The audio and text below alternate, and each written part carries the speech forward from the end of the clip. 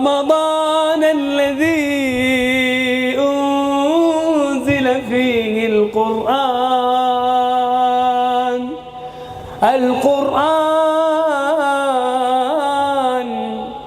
هدى للناس وبينات من الهدى والفرقان. السلام عليكم ورحمة الله وبركاته.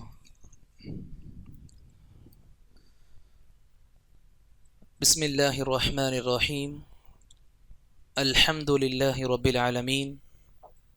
الصلاة والسلام على رسوله الأمين وعلى آله وأصحابه أجمعين وعلى من تبعهم بإحسان إلى يوم الدين وبعد. فأعوذ بالله من الشيطان الرجيم. بسم الله الرحمن الرحيم. رب اشرح لي صدري ويسر لي أمري واحلل عقدة من لساني يفقه قولي. اللهم زدنا علما. அல்ஹம்துலில்லாஹ். எல்லாம் வல்ல அல்லாஹ்வை போற்றியும் புகழ்ந்தும் அஷரத்தும் முபஷரா என்று சொல்லக்கூடிய பெருந்தலைப்பின் கீழ் நம்முடைய இந்த சின்னஞ்சிறு அமர்வுகளின் கடைசி கட்டங்களை நோக்கி பயணித்து கொண்டிருக்கிறோம். அந்த வகையில் நபிகளார் ஸல்லல்லாஹு அலைஹி வஸல்லம் அவர்களின் நாவினால் சுவர்ணத்தின் சுபச்செய்தி பெற்ற 10 சஹாபாக்கள், 10 சிறந்த சஹாபாக்கள் அவர்களை பற்றி தெரிந்து கொள்ளக்கூடிய இந்த முயற்சியில் இன்று நாம் தெரிந்து கொள்ள இருக்கக்கூடிய சஹாபி அபு உபைதா பின் ஜர்ராஹ் ரதியல்லாஹு அன்ஹு. அபு உபைதா பின் ஜர்ராஹ் ரதியல்லாஹு அன்ஹு அபூபக்கர் ரதியல்லாஹு அன்ஹு அவர்களை போன்று அவர்களுடைய குன்னியத்தினால் பிரபலமாகப்பட்டவர். அபூபக்கர் ரதியல்லாஹு அன்ஹு அவருடைய பெயர் என்ன பார்த்திருந்தோம்? அப்துல்லா பின் உஸ்மான் ரதியல்லாஹு அன்ஹு. ஆனால் பிரபலமானது அபூபக்கர் அப்படின்ற குன்னியத்தினால. அதே அடிப்படையில் தான் அபு உபைதா ரதியல்லாஹு அன்ஹு இவர்களும் தன்னுடைய குன்னியத்தினால் பிரபலமானவர், குன்னியத்தினால் அறியப்படுகின்றவர் அதிகமாக. இவருடைய பெயர் அப்படின்னு பார்க்கும் பொழுது ஆமிர் பின் அப்துல்லான்னு சொல்லுவாங்க. ஆமிர் இவர் பெயர், அப்துல்லா அவங்களுடைய அப்பா பேர். ஆமிர் பின் அப்துல்லான்னு சொல்லுவாங்க. குறைஷி குலத்தை சார்ந்த ஒரு சஹாபியும் கூட. அல்ஹம்துலில்லாஹ். இவருடைய இஸ்லாம் பற்றி பேசும் பொழுது நபித்துவத்திற்கு சில காலம் முன்பு இஸ்லாம் ஏற்றுக்கிட்டவங்க. எப்போ முஹம்மதுன்ற ஒரு நபர் நபியாக்கப்பட்டாரோ தன்னுடைய 40வது வயசில், அந்த நபித்துவம் கிடைக்கப்பட்ட ஆண்டிலிருந்து சில காலம் முன்பாக பிறந்த ஒரு சஹாபியாக அபு உபைதா பின் ஜர்ராஹ் ரதியல்லாஹு அன்ஹு இருக்காங்க. அதே அடிப்படையில் தான் இவங்களுடைய பெயர்களும் அஸ்ஸாபிகூனல் அவ்வலூன் என்று சொல்லக்கூடிய ஆரம்ப காலகட்டத்தில் இஸ்லாமை ஏற்றுக்கொண்ட சஹாபாக்களின் பெயர்களில் இவருடைய பெயரும் இருக்கும். ரொம்ப ஆரம்ப காலகட்டத்தில் இஸ்லாமை ஏற்றுக்கொண்ட சஹாபியாக அபு உபைதா பின் ஜர்ராஹ் இருக்கிறாங்க ரதியல்லாஹு அன்ஹு. மற்ற சஹாபாக்கள் எந்த அளவில் இஸ்லாம் ரீதியாக தொல்லைகள், துன்புறுத்தல்கள், சோதனைகளுக்கு உள்ளாக்கப்பட்டார்களோ அதே போல இவங்களும் உள்ளாக்கப்பட்டாங்க. அதனுடைய விளைவாக நாம் பார்க்க முடியும். இஸ்லாத்திற்காக வேண்டி ஹிஜ்ரத்து செய்த சஹாபாக்களில் இவரும் இருப்பாங்க. ஒரு முறை கிடையாது, 2 முறை 2 ஹிஜ்ரத்துக்கும் சொந்தக்காரராக இந்த சஹாபி இருக்கிறாங்க. முதல் ஹிஜ்ரத் மக்காலிருந்து ஹபஷாவுக்கு போயிருப்பாங்க. 2வது மக்காவிலிருந்து மதீனாவுக்கு வந்திருப்பாங்க. 2 ஹிஜ்ரத்துக்கு சொந்தக்காரர்களாக இருக்கிறாங்க. அதே போல இவங்களுடைய இஸ்லாமும் கூட அபூபக்கர் ரதியல்லாஹு அன்ஹு அவருடைய தாவாவினால் வந்த ஒரு வெளிப்பாடு. அப்போ நாம் ஆரம்பத்திலிருந்து பார்த்துக்கிட்டு இருக்கோம். இந்த அஷ்ர முபஷராவுடைய இந்த பட்டியலில் அநேகமான சஹாபிக்கள், அநேகமான நபர்கள் அபூபக்கர் ரதியல்லாஹு அன்ஹு அவருடைய தாவாவினால், அவருடைய முயற்சியினால் இஸ்லாம் தழுவியவர்கள். அப்போ அபூபக்கர் ரதியல்லாஹு அன்ஹு அவருடைய சிறப்பும் நமக்கு இதன் மூலமாகவும் தெரியுது. இஸ்லாத்திற்கு எந்த அளவுக்கு பலம் கொடுத்தாங்க, எந்த அளவுக்கு நபியோடு இந்த இறைப்பணியில தோளோடு தோள் சேர்ந்து நின்னாங்க. அப்ப அபூபக்கருடைய சிறப்புகளும் அறிஞ்சுக்க முடியும். நாளை மறுமை நாள்ல அபூபக்கர் அவங்களுக்கு அல்லாஹ் கொடுக்கிற சிறப்புகள் நம்மால யோசிச்சியும் பார்க்க முடியாது. எந்த சஹாபியுடைய கூலியை பத்தி நம்ம நினைக்கவும் முடியாது. இத்தனைக்கும் இவ்வளவு அஸ்ஸாபிக்கும் அவரும் ஆரம்ப காலகட்டத்திலேயே இஸ்லாம் ஏத்துக்கிட்ட சஹாபாக்கள் சிறப்பு ஏராளம். அதுலேயே நிறைய சஹாபாக்களுடைய இஸ்லாமுக்கு ரொம்ப ஆணி தரமா இருந்தது, ஆணி வேறா இருந்த அபூபக்கர் ரலியல்லாஹு அன்ஹு. அப்ப அவங்களுக்கு அல்லாஹ் கொடுக்க போற சிறப்புகள் சுப்ஹானல்லாஹ். அப்ப இதனாலேயே நம்ம வாழ்க்கையில முயற்சி பண்ணணும் இன்ஷா அல்லாஹ், நம்முடைய வஃபாத்துக்குள்ள குறைஞ்சது ஒருவரையாவது சரியான இஸ்லாத்துக்குள்ள கொண்டு வர முயற்சிக்கணும். நாம வஃபாத் ஆகும் பொழுது நம்முடைய அமல்கள் நிறைய இருக்கணும் இன்ஷா அல்லாஹ். அந்த நல்லறங்கள்ல இதுவும் முன்னதாக இருக்கணும். என் மூலமாக ஒரு நபர் முறையாக சரியான இஸ்லாத்துக்குள் வந்திருக்காங்க, இதுக்கான முயற்சி கண்டிப்பாக இருக்கணும் ஒரு பக்கம். பிறகு அபூபக்கர் ரலியல்லாஹு அன்ஹு அவங்களுடைய தஅவாவின் மூலமாக இஸ்லாத்தை தழுவிய சஹாபாக்களில் அபு உபைதா ரலியல்லாஹு அன்ஹு அவங்களும் ஒருவராக இருக்கிறாங்க. அதே போல ஆரம்ப கட்டத்துல போருடைய ஆரம்ப காலம் எடுத்துக்கலாமே, போருடைய ஆரம்பத்திலையும் நிறைய சிறப்புகள் இவங்களுக்கு இருக்கு. பத்ர் போரா இருக்கட்டும், இஸ்லாம் கொண்ட முதல் போர், பத்ர் போர்லையும் அல்லாஹுடைய நாட்டப்படி முஸ்லிம்களோடு ஒரு முஸ்லிமாக இருந்து இஸ்லாத்திற்காக அல்லாஹுடைய வார்த்தையை மேலோங்க வேண்டும் என்பதற்காக இஸ்லாத்திற்காக களம் கண்டவர், போர் புரிந்தவர்ல இவரும் ஒருத்தர். பத்ர் போர்ல என்ன சிறப்பு இவருக்கு இருக்கு அப்படின்னா சுப்ஹானல்லாஹ், இவர் முஸ்லிம் சைட்ல இருப்பாங்க, இவரை பெற்ற தந்தை காஃபிர் சைட்ல இருப்பாங்க, எதிர்ப்புறத்துல எதிரிகள்ல ஒருத்தரா இருப்பாங்க. போரின் நடுவுல 2 பேரும் சந்திச்சுக்குவாங்க. போருடைய அந்த அடிப்படையில சண்டை போட்டுட்டு இருக்கும் பொழுது அப்பா முன்ன வந்துருவாரு, இங்க புள்ள இங்க இந்த பக்கம் இருப்பார். அப்ப எந்த இதுவும் யோசிக்காம, எந்த ஒரு பாசத்திற்கும் இடம் கொடுக்காம தன்னுடைய வாளை ஓங்கி தாக்குவார் தகப்பனை. இந்த விஷயம் சம்பந்தமாக அல்லாஹு ரப்புல் ஆலமீன் குர்ஆன்ல அழகாக இவர்களை போற்றும் வண்ணம், அபு உபைதாவை போன்ற சஹாபாக்களை பாராட்டும் வண்ணம் அல்லாஹு ரப்புல் ஆலமீன் குர்ஆன்ல வசனத்தை இறக்கியிருப்பான், வஹி இறக்கியிருப்பான். சூரத்துல் முஜாதிலாவுடைய 22வது வசனத்துல சொல்லி காண்பிப்பான், லா தஜிது கௌமன் யுமினூன பில்லாஹி வல் யௌமில் ஆகிர் யுவாத்தூன மன் ஹாத்தல்லாஹு வ ரசூலஹு வலவ் கானூ ஆபாஅஹும் அவ் அப்னாஅஹும் அவ் இஹ்வானஹும் அவ் அஷீரத்தஹும். அல்லாஹ் நம்மளை பார்த்து சொல்லுவான், உங்களால் இப்படிப்பட்ட சமூகத்தினரை பார்க்க முடியாது. எப்படிப்பட்டவங்க? அல்லாஹ்வையும் அவனது ரசூலையும் எதிர்க்கக்கூடியவர்களை, அல்லாஹ் மற்றும் அல்லாஹ்வுடைய ரசூலின் எதிரிகளை நேசிக்கக்கூடிய நபர்களாக உங்களால் இவர்களை பார்க்க முடியாது. எப்படிப்பட்ட நபர்களா இருந்தாலும் சரி அல்லாஹ் எடுத்து காண்பிப்பான், வலவ் கானூ ஆபாஅஹும். அப்படி அல்லாஹ்வுக்கு ரசூலுக்கு எதிரியாக இருப்பவர்களில் தன்னுடைய தந்தைமார்களாகவே இருக்கட்டும், அவ் அப்னாஅஹும் தன்னுடைய குழந்தைகளாக இருக்கட்டும், அவ் இஹ்வானஹும் தன்னுடைய சகோதரர்களாக இருக்கட்டும், அவ் அஷீரத்தஹும் தன்னுடைய நெருங்கிய உறவு யாராவனா இருக்கட்டும், அல்லாஹ்வுக்கும் ரசூலுக்கும் எதிராக இருக்கிறாங்க அப்படின்னா இவங்களை நான் நேசிக்க மாட்டேன். அப்பாவா இருக்கட்டும், அண்ணன் தம்பி பிள்ளை யாராவனா இருக்கட்டும். அப்ப இந்த அளவுக்கு இஸ்லாம், அதுவும் அல்லாஹ் ரப்புல் ஆலமீன் இப்படிப்பட்ட செயல்களை போற்றக்கூடிய அளவுக்கு வாழ்க்கையை வாழ்ந்து போனாங்க. பத்ர் போர்ல தன்னுடைய தகப்பன்னு கூட பார்க்காம, சிறிது அளவு கூட யோசிக்காம, இஸ்லாமு தான் முதல்ல, பிறப்பு எல்லாமே பிறகுதான், பெற்றோர்களுடைய நேசங்கள் பிறகுதான். அல்லாஹ்வுடைய நேசத்திற்கு முன்னாடி, நபியுடைய நேசத்திற்கு முன்னாடி பெற்றோர்களுடைய நேசங்கள் எனக்கு அவ்வளோ பெருசு கிடையாது. இது செயல் ரீதியாக எடுத்து காமிச்ச சஹாபாக்கள் இவங்களும் ஒருத்தவங்க. பத்ர் போர்ல இந்த அளவுக்கு சிறப்பு இருக்கு அப்படின்னா உஹது போர்லையும் சும்மா கிடையாது. சுப்ஹானல்லாஹ், உஹது போர் நிலைமை எப்படி? எல்லா காஃபிர்களும் நபியை ஷஹீதாக்கணும்னு எண்ணத்துல இருந்தாங்க, நபியை சாகடிக்கணும்னு எண்ணத்துல இருந்தாங்க. முஹம்மது இருக்கக்கூடாது.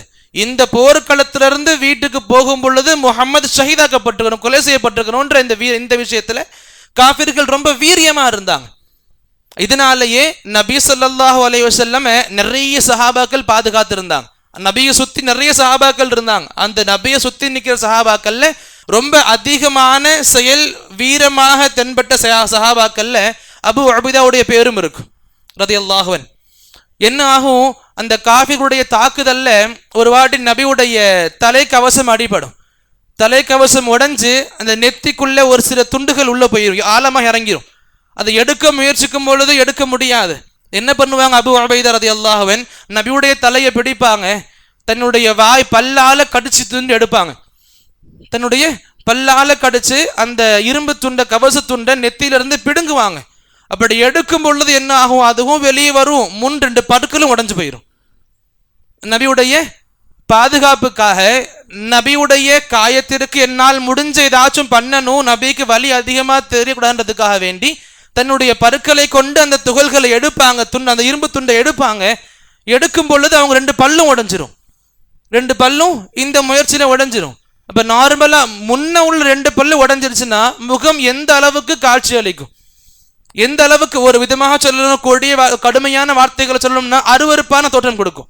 எதிரில் உள்ள முன் 2 பல்லும் இல்லைன்னா பொதுவாக நார்மல் மனிதனை பார்க்கறத விட கொஞ்சம் ஒரு மாதிரி மனசுக்குள்ள ஃபீல் ஆகும் பொதுவாக. ஆனா ஹதீஸுகள் நமக்கு ரொம்ப தெளிவா இருக்கு. சஹாபாக்கள் இன்னும் அழகா சொல்லுவாங்க, அபூ உபைதாவுடைய அழகு இந்த பல் உடைஞ்சதுக்கு பிறகு இன்னும் அதிகமாயிருச்சுன்னு. சுப்ஹானல்லாஹ். அபூ உபைதாவுடைய அழகு இந்த பல் உடையறதுக்கு முன்னாடியும் அழகா இருந்துச்சு. எப்ப இந்த பல்லு உடைஞ்சு போச்சோ அப்போல இருந்து இவருடைய அழகு இன்னும் மெருகேத்து விட்டுருச்சு. அதாவது நபியை பாதுகாக்கும் விஷயத்துல, நபியை இந்த வழியிலிருந்து காப்பாற்ற வேண்டிய இந்த விஷயத்துல இவங்களுடைய இந்த செயல், இந்த முயற்சியில பல்லு போன காரணத்தினால அல்லாஹ் ரப்புல் ஆலமீன் இவங்களுக்கு பெரிய விஷயங்களை கொடுத்துட்டான், அழகை இன்னும் அதிகமாக கொடுத்துட்டான். அப்ப அழகா புரிஞ்சுக்கணும், இந்த இஸ்லாத்துக்காக அல்லாஹுடைய வழியில, நபி வழியில நாம போயிட்டு இருக்கும் பொழுது, அமல் பண்ணிக்கிட்டு இருக்கும் பொழுது, வாழ்க்கை நடத்திக்கிட்டு இருக்கும் பொழுது நமக்கு பிடிக்காத விஷயங்கள் கண்டிப்பாக இருக்கும், இன்னல்கள் கண்டிப்பாக இருக்கும், கஷ்டங்கள் கண்டிப்பாக இருக்கும், துக்கங்கள் கண்டிப்பாக இருக்கும். இது எல்லாத்தையும் கருத்துல வச்சுக்கிட்டு இஸ்லாத்தை விட்டுறக்கூடாது. எப்ப இந்த கஷ்டங்களை தாண்டியும் இஸ்லாம பலமாக பிடிப்போமோ கண்டிப்பாக அல்லாஹ் இந்த கஷ்டங்கள் நம்முடைய வாழ்க்கையை இன்னும் மெருகே தரக்கூடிய காரியங்களை மாற்றி விட்டுருவோம். ஆனா இன்னைக்கு நாம எப்படி இருக்கோம்? சுப்ஹானல்லாஹ். இந்த கஷ்டங்களுக்காக, இல்ல உலக இந்த லாபத்துக்காக, இல்ல இந்த வரக்கூடிய காசு பணத்துக்காக வேண்டி இஸ்லாத்தையே விற்கக்கூடிய அளவுக்கு இறங்கிடுவோம். இப்ப கம்பெனியில கூப்பிடுறாங்க, நல்ல பேக்கேஜ் இருக்கு, வேலையில எந்த கம்பெனிக்கு போனாலும் இன்டர்வியூ எடுக்கிறாங்க, இன்டர்வியூ அக்செப்ட் இது பண்றோம், அப்ளை பண்றோம், இப்போ இது பண்றோம், கிடைக்க மாட்டேங்குது. வேலை கிடைக்காத நிலைகள் ரொம்ப காலமா நீடிக்குது.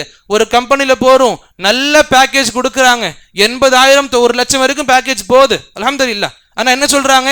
தாடி எடுக்க சொல்றாங்க, நம்முடைய ட்ரெஸ் கூட மாத்த சொல்றாங்க, இந்த கரண்டை காலுக்கு கீழே தான் கண்டிப்பா துணி இருக்கணும்னு சொல்றாங்க. ஆனா இன்னைக்கு எப்படி ஆயிடும்? நம்ம இந்த அளவுக்கு இஸ்லாம் அல்லாஹ் சோதிக்கும் பொழுதும் கூட என்னோட இஸ்லாம் போனாலும் பரவாயில்ல, எனக்கு பல காலம் பிறகு வேலை கிடைச்சிருக்கு, நல்ல பேக்கேஜ்ல கிடைச்சிருக்குன்னு அந்த வேலைக்கு முக்கியத்துவம் கொடுக்குற மக்கள் நம்ம அதிகமா இருக்காங்க. அப்ப சஹாபாக்கள் வாழ்க்கையில பார்க்கும் பொழுது, நம்ம இஸ்லாத்தின் படி பணிபுரியும் பொழுது, இஸ்லாத்தின் படி வாழ்க்கை நடத்தும் பொழுது எவ்வளவு பெரிய கஷ்டங்கள் வந்தாலும் சஹாபாக்கள் எப்படி நடந்துகிட்டாங்க, அவங்களுடைய இந்த முயற்சியினால் அல்லாஹ் அந்த கஷ்டங்களுக்கு பதிலாக எந்த சிறப்புகளை கொடுத்து உதவி பண்ணா, எந்த சிறப்புகளை கொடுத்து சிறப்பிச்சு காண்பிச்சா அவங்கள நமக்கு ரொம்ப தெளிவா இருக்குது. அப்ப உஹது போர்ல நபி ஸல்லல்லாஹு அலைஹி வஸல்லம் அவர்களுக்கு மிகப்பெரிய தூணாக, நபியுடைய பக்க பலமாக இருந்த சஹாபாக்கள்ல அபூ உபைதா ரலியல்லாஹு அன்ஹு அவங்களும் ஒருத்தவங்க. அடுத்து இந்த சஹாபியுடைய தனிச்சிறப்புகள்னு சொல்லி பார்க்கும் பொழுது நிறைய இருக்குது. அதுல முதல்ல என்ன சொல்ல விரும்புவோம் அப்படின்னா, நபி ஸல்லல்லாஹு அலைஹி வஸல்லம் இவங்களை அமீனு ஹாதிஹில் உம்மான்ற பட்டத்தை கொடுத்தாங்க இவங்களுக்கு. அதாவது என்னுடைய உம்மத்தில் மிக சிறந்த அமானிதவாதி, அமானிதத்தை பாதுகாக்கும் நபர், அமானிதமாக நடந்து கொள்ளும் நபர். நபி சொல்லுவாங்க, இன்ன லிகுல்லி உம்மத்தின் அமீனுன், ஒவ்வொரு சமூகத்திற்கும் அமானிதவாதி இருப்பாங்க, அமானிதமாக பேணக்கூடிய ஒருத்தர் கண்டிப்பா இருப்பாங்க. என்னுடைய உம்மத்தர் அமீனு ஹாதிஹில் உம்மா அமீனு உம்மத், என்னுடைய உம்மத்தின் அமீனாக அமானிதவாதியாக இருப்பது அபூ உபைதா பின் ஜர்ராஹ். எந்த நிகழ்வு அப்படின்னா, நஜ்ரானுடைய பகுதியிலிருந்து ஈசாயிகள் வருவாங்க, கிறிஸ்டியன்ஸ் வருவாங்க. அவங்க நபிகிட்ட பேசுவாங்க. நபிகிட்ட பேசி முடிச்சு போகும்போது சொல்லுவாங்க, முஹம்மதே, எங்களுக்கு உங்களிலிருந்து ஒரு நபர் அனுப்புங்க எங்களோட, நாங்க அவங்களுக்கு எங்களுடைய ஜிஸியா பணங்களை, வரி பணங்களை கொடுத்து அனுப்புறோம். ஜிஸியா வரி பணத்தை கொடுக்கறதுக்கு உங்களிலிருந்து ஒருத்தவங்க அனுப்புங்கன்னு. அப்ப நபி சொல்லுவாங்க, நான் உங்களோடு என்னுடைய உம்மத்தில் மிகச்சிறந்த அமானிதவாதி அனுப்புறேன், அமானிதமா நடந்து கொள்ளக்கூடிய மிக சிறந்த நபர் அனுப்புறேன்னு சொல்லிட்டு அபூ உபைதாவை கூப்பிடுவாங்க. அபூ உபைதாவே, நீங்க இவங்களோடு போங்க, இவங்க கொடுக்குற ஜிஸியாக்களை வாங்கிட்டு வாங்க. அப்ப நபி ஸல்லல்லாஹு அலைஹி வஸல்லம் இவங்களே அமீனு ஹாதிஹில் உம்ம, இந்த உம்மத்தின் சிறந்த அமானிதத்தை பேணக்கூடிய ஒரு நபராக நபி சொல்லி கொடுத்தாங்க. எந்த அளவுக்கு அமீனாக இருந்தாங்களோ அதே அளவுக்கு நிறைய வழங்கக்கூடிய உள்ளம் கொண்டதாக இருந்தாங்க. இப்ப சஹாபாக்களை பத்தி பொதுவாக எங்க பார்த்தாலும் சுப்ஹானல்லாஹ் வழங்குற விஷயத்துல, செலவு பண்ற விஷயத்துல எங்கும் பின்தங்க மாட்டாங்க. சம்பாதிக்கிறது அவ்வளவு எதுவுமே இருக்காது. எது சம்பாதிச்சாலும் அங்கிருந்து எதையாச்சும் ஒன்று இசத்துக்காக வேண்டி கொடுப்பாங்க, எதையாவது ஒன்று மார்க்கத்துக்காக கொடுப்பாங்க. அப்ப அந்த அடிப்படையில சம்பாதிக்கிறது எவ்வளவா இருக்கட்டும், அது அப்படியே மக்களுக்காக, இறைப்பணிக்காக, அல்லாஹ்வுக்காக செலவு பண்றதுல ரொம்ப ஆர்வம் காட்டுவாங்க.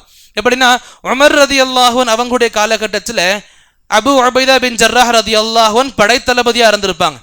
நிறைய வெற்றிகளை குவிச்சு கொடுத்திருப்பாங்க, நிறைய ஊர்களை கைப்பற்றி கொடுத்திருப்பாங்க. இதுக்கு ஒரு நன்றி தெரிவிக்கும் விதமாக, ஒரு ஹதியாவாக, அன்பளிப்பாக உமர் ரலியல்லாஹு அன்ஹு 4000 திர்ஹம்களை கொடுப்பாங்க. ஒரு நபரை கூப்பிட்டு இதை பிடிங்க, இதை போயிட்டு அபூ உபைதா கிட்ட கொடுத்துட்டு வாங்க, அன்பளிப்பாக நான் கொடுத்தேன்ட்டு. அந்த நபர் வாங்கிட்டு போவாரு, போய் கொடுப்பாரு. இந்த மாதிரி அமீர் முஃமினீன் உமர் நமக்கு, உங்களுக்கு இந்த 4000 திர்ஹம்களை நன்கொடையா கொடுத்தாரு, ஒரு அன்பளிப்பாக கொடுத்தாரு. இது அந்த நபர்கிட்ட இருந்து வாங்கி அதே இடத்துல அந்த அனைத்து செல்வத்தையும் ஏழைகளுக்கு பகிர்ந்து கொடுத்துருவாங்க. வாங்குவாங்க. இப்படி அதே இடத்துல அந்த நபர் வாங்கிட்டு போன அந்த நபர் சொல்லுவாரு, என்கிட்ட இருந்து வாங்கின மருகனே மக்கள் கிட்ட பகிர்ந்து கொடுத்துட்டாங்க, இப்ப தனக்காக அதுல இருந்து எதையும் எடுத்துக்கலன்னு வாங்க. அப்ப இந்த அளவுக்கு வாரி வழங்குற குணம் இருந்துச்சு. எந்த அளவுக்கு அதிகமான குணம் இருந்துச்சோ, எந்த அளவுக்கு அமானிதமாக நடந்து கொள்ளக்கூடிய குணம் இருந்துச்சோ, அதே அளவுக்கு ரொம்ப எளிமையான வாழ்க்கையும் வாழ்ந்தாங்க. ரொம்ப எளிமையான வாழ்க்கை. சுப்ஹானல்லாஹ். அதே உமருடைய ஆட்சி காலகட்டத்தில் பைத்துல் மக்திஸுடைய வெற்றி மிகப்பெரிய வரலாறு படை சம்பவங்கள். அது பைத்துல் மக்திஸ் பலஸ்தீனுடைய வெற்றி உமருடைய காலகட்டத்தில் பெயர் போன விஷயங்கள். சுப்ஹானல்லாஹ். அப்ப இந்த நிகழ்வு நடக்கும் பொழுது அபு உபைதா பின் ஜர்ராஹ் ரலியல்லாஹு அவங்க தான் படை தலைமை தாங்கி பைத்துல் மக்திஸ் இருப்பாங்க. அந்த பைத்துல் மக்திஸ் இருக்கிற ஈசாய்கள் என்ன பண்ணுவாங்க, உமரை கூப்பிடுங்க, உமருடைய கையில நாங்க கொடுக்கிறோம், எங்க பைத்துல் மக்திஸுடைய சாவியை கொடுக்கிறோம், நாங்க அவங்க கையில தான் நாங்க எங்களுடைய இந்த தோல்வியை ஒத்துப்போம். அப்ப இவங்களுடைய இந்த ரிக்வெஸ்ட் அணுகி உமர் வந்துருவாங்க. உமர் வரும் பொழுது அதுவும் பெரிய நிகழ்வுகள். அங்கேயும் கூட அங்க எல்லாம் பேச்சு முடிஞ்ச பிறகு சொல்லுவாங்க, அபு உபைதாவே எனக்கு உங்க வீட்டை காமிங்க, எனக்கு உங்க வீட்டை காமிங்கன்னுவாங்க. அப்ப அபு உபைதா யார், இதையும் புரிஞ்சுக்கணும், அந்த முஸ்லிம் மக்களுடைய படை தளபதி. அவங்க எவ்வளவு பெரிய படை அது, 30,000க்கும் மேல் நபர்கள், 30-40,000 படை கொண்ட ஒரு பெரிய படைக்கு ஒரு தலைவராக அபு உபைதா இருக்கிறாங்க. அவங்களுடைய வீட்டுக்கு உமர் வராரு பார்க்கறதுக்காக. வீட்டு கதவை திறந்து காமிக்கிறாங்க, பார்த்த உடனே அழுக ஆரம்பிக்கிறாங்க உமர். என்ன, ஒரு பாய் ஒன்று இருக்குது, இன்னும் சில உடைந்த பாத்திரங்கள், பழைய பாத்திரங்கள் இருக்கு, இதை தவிர எதுவுமே கிடையாது. ஒரு பாய் இருக்குது, சில பாத்திரங்கள், பழைய பாத்திரங்கள் இருக்கு. இதை பார்த்துட்டு கேட்கிறாங்க, அபு உபைதாவை இவ்வளவு தானா? இத்தனைக்கும் எளிமையின் சிகரமாக வாழ்ந்த உமர் ரலியல்லாஹு அன்ஹு அவங்க கேட்கிறாங்க, அபு உபைதாவை இவ்வளவு தானா? இதுக்கு பதில் கொடுத்திருப்பாங்க, அமீருல் முஃமினீனே, இலக்கை அடைய இதுவே போதுமானது தானே, இலக்கை அடைய இதுவே போதுமானது தானே. இலக்குனா என்ன, இங்க இருந்து பைத்துல் மக்திஸ் இருந்து மதீனா மக்கா கிடையாது. இலக்குனா அவங்க சஹாபாக்கள் மொழியில ஆகிரச்சும் மன்னரையும், கபருக்கு போறதுக்கு, மறுமைக்கு போறதுக்கு இதுவே போதுமானது தானே. சஹாபாக்கள் வாழ்க்கையில நபியுடைய இந்த ஹதீஸ் எல்லாருடைய வாழ்க்கையிலும் அதிகமாக பார்க்கலாம். நபி சொல்லியிருப்பாங்க ஸல்லல்லாஹு அலைஹி வஸல்லம், குன் ஃபி துன்யா கஅன்னக கரீப் அவ் ஆபிரு சபீல். இந்த உலகத்துல பயணிக்கும் பொழுது ஒரு வழிபோக்கனை போய் பயணியுங்க, ஒரு வழிபோக்கனை போல பயணிங்க. உலகத்துல வழிபோக்கனை எப்படி டிராவல் பண்ணக்கூடிய ஒரு பயணியை போல பயணிங்க. இப்ப நமக்கும் தெரியும், ஒரு பயணம் செய்யக்கூடிய நபருக்கு அவருடைய இருக்கக்கூடிய பொருட்கள் அதிகமாக இருந்தா அவருடைய பயணம் கண்டிப்பா ஸ்லோவா இருக்கும், விரைவாக இருக்காது. இது எவ்வளவு கம்மியான வஸ்துக்கள் பொருட்கள் கூட இருக்குதோ அந்த பயணியுடைய ஸ்பீடும் ரொம்ப அதிகமா இருக்கும். அப்ப இலக்கை அடைகிறதுல தடங்கள் ரொம்ப அதிகமா இருக்காது. இப்ப சொன்னாங்க, இந்த இலக்கை அடைய எனக்கு இதுவே போதுமானதுதான்னு சொன்னாங்க. அப்ப இந்த அளவுக்கு அழகான விஷயங்கள் நமக்கு எடுத்தும் காண்பிச்சாங்க. வாழ்க்கையில் எப்படி வாழணும், நபியுடைய ஹதீஸ்களுக்கு எந்த அளவுக்கு முக்கியத்துவம் கொடுத்து வந்தாங்கன்றதையும் புரிஞ்சுக்க முடியும். அதே அடிப்படையில இவங்க வாழ்க்கையில் நடந்த மிகச்சிறந்த சம்பவம்னு சொல்லி பார்க்கும் பொழுது 2-3 இருக்கு. அதுல ஒன்று சொல்ல விரும்புவேன். நபியுடைய காலகட்டத்தில் நபி ஸல்லல்லாஹு அலைஹி வஸல்லம் இவங்களை ஒரு ஊருக்கு அனுப்புவாங்க. ஒரு படையை கொடுத்து 300 சஹாபாக்களை கொண்ட ஒரு படையை கொடுத்து அனுப்புவாங்க. ஒரு போருக்காக வேண்டி ஒரு இடத்துக்கு அனுப்புவாங்க. அப்ப அந்த 300 மக்களுக்கு சஹாபாக்களுக்கு படை தளபதியாக அபு உபைதா நிர்ணயிப்பாங்க. எல்லாம் கிளம்பிடுவாங்க. கிளம்பி போய்கிட்டு ஒரு பாதி வழி கடந்துருவாங்க. தான் கிட்ட இருக்கிற எல்லா உணவுப் பொருட்களும் காலியாயிரும். 300 நபர்கள் கொண்டு போன எல்லா உணவுப் பொருட்களும் காலியாயிரும். யோசிப்பாங்க, இனி இவ்வளவு தூரம் கடக்கணும், எப்படி போறது? அவங்க இருக்காங்க, கூட பயணம் செய்த ஒட்டகங்கள் இருக்கு, குதிரைகள் இருக்கு. அப்ப இந்த ஒட்டகங்களை தான் இப்ப அறுத்து சாப்பிடணும்னு நிலைமை. ஆனா இந்த ஒட்டகங்களை துபா பண்ணா என்ன ஆகும்? பயணம் செய்யக்கூடிய ஒட்டகங்கள் எக்ஸ்ட்ரா கிடையாது. இதை அறுத்து சாப்பிட்டா ஒரு 10-15 பேர் 20-30 பேர் இல்ல ஒன்னு அறுத்து முடிக்கிறதுக்கு 300 பேருக்கு உணவு இது பண்ணணும். அப்ப ஒட்டகங்கள் ஒரு வேலை கிடையாது, பல வேலைகள். அந்த இலக்கை அடையிற வரைக்கும், நபி சொன்ன ஊர் அடையிற வரைக்கும் நிறைய ஒட்டகங்கள் காலி துபா பண்ணிக்கிட்டே இருக்க வேண்டிய சொல்லா இருக்கும். அப்ப இப்படி வேற வழியும் கிடையாது, உயிரை பாதுகாக்கணும், ஒட்டகத்தை அறுத்து தான் ஆகணும். அப்ப ஒட்டகத்தை துபா பண்றதுக்காக வேண்டி போவாங்க. அல்லாஹ்வுடைய மிகப்பெரிய குதத் என்னன்னு அப்படின்னா, அந்த கரையோரம் போய்கிட்டு இருப்பாங்க கரையோரமா.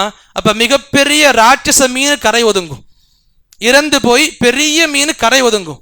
இதை பார்த்த உடனே அபு உபைதா சொல்லுவாரு, சகோதரர்களே, அல்லாஹ் நம்முடைய ரிஸ்க் ஏற்பாடு பண்ணிட்டான். எவ்வளவு பெரிய மீன்னா சுப்ஹானல்லாஹ், நம்மளால யோசிச்சுக்கவும் முடியாது. அப்ப அந்த 300 நபர்களும் நல்லா சாப்பிடுவாங்க.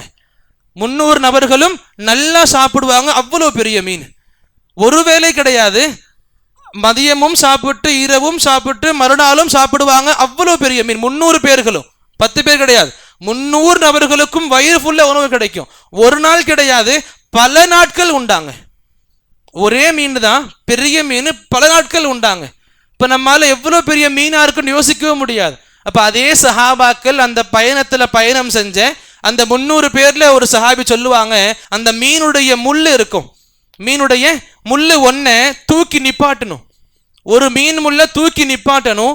எங்கள்ல ஒருத்தர் குதிரையில உட்கார்ந்து போனாரு, அந்த மீன் முள்ளுடைய தலை கூட அடிப்படல. குதிரையில உட்கார்ந்து பயணம் பண்றாரு, மீன் முள்ளு வளைஞ்சிருக்கும்ல, அதனுடைய மேல இவர் தலை கூட அடிப்படல, ஃப்ரீயா கடந்து போயிட்டார். அந்த அளவுக்கு பெரிய மீனா இருந்துச்சு.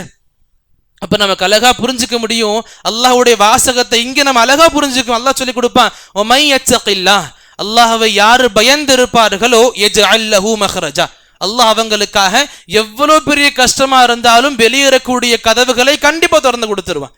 யார் அல்லாஹை பயந்து இருப்பார்களோ அவங்களுக்கு அல்லாஹ் வெளியேறக்கூடிய பாதைகளை கண்டிப்பா கொடுத்துருவான்.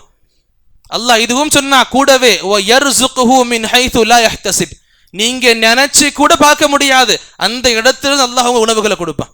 இன்னைக்கு அதிகமா நம்ம இஸ்லாம விற்கிறதுக்காக, சாப்பாட்டுக்காக, காசுக்காக, வயிற்றுக்காக, அல்லாஹ் சொல்றான், அல்லாஹ்வை பயந்து வாழ்ந்தீங்க அப்படின்னா எவ்வளவு பெரிய கஷ்டமா இருக்கட்டும், அங்கிருந்து வெளியேறக்கூடிய வாய்ப்பை கதவுகள் நான் திறந்து விடுவேன். இன்னும் நீங்க எதிர்பார்க்காத இடத்துல இருந்து, நீங்க எதிர்பார்க்கவும் முடியாது, நீங்க யோசிச்சியே பார்த்திருக்க முடியாது, அந்த இடத்துல இருந்து நான் உங்களுக்கு உணவுகளை கொடுப்பேன்.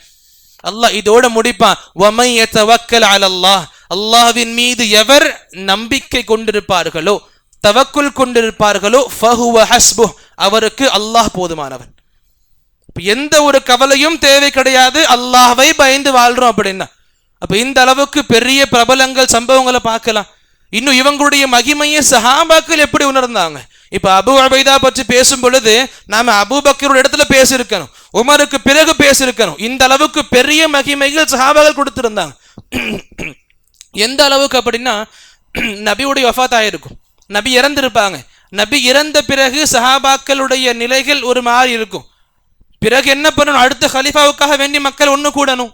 அடுத்த கலீஃபாவுக்காக மக்கள் ஒன்று கூடுறாங்க. அப்ப அபூபக்கர் ரலியல்லாஹு அன்ஹு அவங்க சொல்றாங்க, இனி என்னுடைய தரப்புல இருந்து ஒரு ஒப்பீனியன் கொடுக்கிறேன், இனி நமக்கு கலீஃபாவாக அபு உபைதா இருப்பாரு. யாரு? நமக்கு கலீஃபாவாக அபு உபைதா பேர் நான் எடுத்து வைக்கிறேன். எப்ப? நபிக்கு பிறகு வரக்கூடிய அரசராக, நபியுடைய இடத்தை நிரப்பக்கூடிய ஒருத்தராக, நபியின் கலீஃபாவாக அபு உபைதாவுடைய பேரை முன்வைக்கிறேன் நாங்க. அப்ப அபூபக்கர் எவ்வளவு பெரிய ஆளுமை, சுப்ஹானல்லாஹ். அவங்க எடுத்துரைக்கிறாங்க, இவர் தான் இந்த இடத்துக்கு தகுதியானவர். இந்த அளவுக்கு பெரிய சிறப்பு ஒண்ணு. பிறகுதான் அந்த விஷயங்கள் நடக்கும். உமர் சொல்லுவாங்க, அவங்க கலீஃபா ஆவாங்க. சரி, அபூபக்கர் ரலியல்லாஹு அவங்க சொல்றாங்க அப்படின்னா, உமர் ரலியல்லாஹு அவங்களும் சொல்லுவாங்க, அவங்க ஆட்சியில் சொல்லுவாங்க, நான் எனக்கு பிறகு கலீஃபாவாக அபு உபைதாவை நியமிக்க விரும்புறேன், எனக்கு பிறகு அரசனாக கலீஃபாவாக நான் அபு உபைதாவை நியமிக்க விரும்புறேன். பிறகு ஏன் நியமிக்கல? பிறகு எதுக்கு உஸ்மானுடைய ஆட்சி வந்துச்சு ரலியல்லாஹு அன்ஹும், பிறகு ஏன் அலியுடைய ஆட்சி வந்துச்சு ரலியல்லாஹு அன்ஹு? ஏன்னா உமருடைய ஆட்சியிலேயே இவங்க வஃபாத் ஆயிருப்பாங்க, உமருடைய ஆட்சியிலேயே இவங்க இறந்திருப்பாங்க ரலியல்லாஹு அன்ஹு. பிறகு சொல்லுவாங்க, நான் இவ்வளவு யோசிக்க வேண்டிய எனக்கு சிக்கலே கிடையாது அபூ உபைதா இருந்திருந்தா, அபூ உபைதா இறக்காம இன்னைக்கு உயிரோடு இருந்திருந்தா எனக்கு பிறகு கலீஃபாவாக இவர் பேர் சொல்லிட்டு நிம்மதியாக கண்ணை மூடிருப்பேன்னுவாங்க. இதுவும் சொல்லுவாங்க, நாளை மறுமை நாள்ல அல்லாஹ் ரப்புல் ஆலமீன் அந்த ஹஷ்ருடைய மைதானத்தில் என்னை கூப்பிட்டு, உமரே நான் உங்களுக்கு கொடுத்த அமானிதமான இந்த ஹிலாபத்துடைய பொறுப்பை யாரு கொடுத்துட்டு வந்தீங்க? நான் உங்களுக்கு கொடுத்த ஹிலாபத் என்னும் அமானிதமான ஒரு பொறுப்பை உங்களுக்கு கொடுத்தேனே, அதை யாருக்கு கொடுத்துட்டு வந்தீங்க என்கிட்ட? அப்ப அல்லாஹ் இப்படி கேட்கும் பொழுது நான் சந்தோஷமாக சொல்லுவேன், யா அல்லாஹ், உன்னுடைய நபி எந்த நபரை பார்த்து அமீரு ஹாதிஹில் உம்மான்னு சொன்னாங்களோ அந்த நபரை கொடுத்துட்டு வந்த யாரெல்லாம் சொல்லுவேன். இந்த அளவுக்கு மிகப்பெரிய சந்தோஷங்கள், மிகப்பெரிய கண்ணியங்கள் சஹாபாக்கள் போச்சுனாங்க அபூ உபைதாவுக்கு ரலியல்லாஹு அன்ஹு. இந்த அளவுக்கு பெரிய ஆளுமை சுப்ஹானல்லாஹ். எந்த அளவுக்கு அப்படின்னா, உமர் ரலியல்லாஹு உட்கார்ந்து இருப்பாங்க, கூட சஹாபாக்கள் இருப்பாங்க. அப்ப சொல்லுவாங்க, சஹாபாக்களே உங்க ஆசைகளை சொல்லுங்க, நான் கேட்க விரும்புறேன், உங்க ஆசைகளை சொல்லுங்க, நான் கேட்க விரும்புறேன். அப்ப சஹாபாக்களுடைய ஆசைகளும் பாருங்க சுப்ஹானல்லாஹ். ஒவ்வொருத்தரும் சொல்லுவாங்க, உமர் அவர்களே நாம இங்க உட்கார்ந்துகிட்டு இருக்கோம், இந்த இடம் ஃபுல்லா எனக்கு தங்கத்தால் நிரம்பி இருக்கும், எல்லாத்தையும் நான் ஒண்ணு விடாம அல்லாஹ்வுடைய பாதையில வழங்கணும், இந்த இடம் ஃபுல்லா தங்கத்தால் நிரம்பி இருக்கணும், எல்லாத்தையும் அல்லாஹ்வுடைய பாதையில வழங்கணும். இன்னொருத்தர் இருப்பாரு, உமரே எனக்கு இந்த இடம் ஃபுல்லா வைரங்களால் பெரிய பெரிய உலோகங்களால் இது நிரம்பி இருக்கணும், பெரிய பெரிய வசதி வாய்ப்புகளால் நிறைஞ்சிருக்கணும், நான் இதுல எல்லாத்தையும் அல்லாஹ்வுடைய ஏழைகளுக்கு வழங்கணும். இப்படி சொல்லிக்கிட்டு இருப்பாங்க சுப்ஹானல்லாஹ். வேற வேற சொல்லிக்கிட்டு இருப்பாங்க. கடைசியாக சொல்லுவாங்க, அப்ப நான் என்னுடைய ஆசையை சொல்லவா?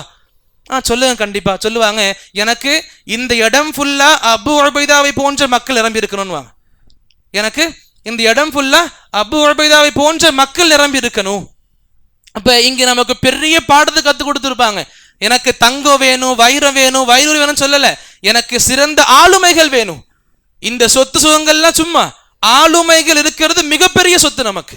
எந்த ஒரு கூட்டமா இருக்கட்டும், இயக்கமா இருக்கட்டும், ஏதாவது இருக்கட்டும், சிறந்த திறமையுள்ள நபர்கள் அந்த இயக்கத்திற்கு, அந்த கூட்டத்திற்கு, அந்த குழுவிற்கு, அந்த கழகத்திற்கு மிகப்பெரிய சொத்துக்கள். சுப்ஹானல்லாஹ். அல்லாஹ் ரப்புல் ஆலமீன் நபிக்கு கொடுத்த மிகப்பெரிய ஆயுதங்கள் குர்ஆனுக்கு பிறகு சஹாபாக்கள். குர்ஆனுக்கு அடுத்து இஸ்ராத்திற்காக அல்லாஹ் நபிக்கு கொடுத்த மிகப்பெரிய ஆயுதம் சஹாபாக்கள். நம்ம எங்கேயும் பார்க்க முடியாது.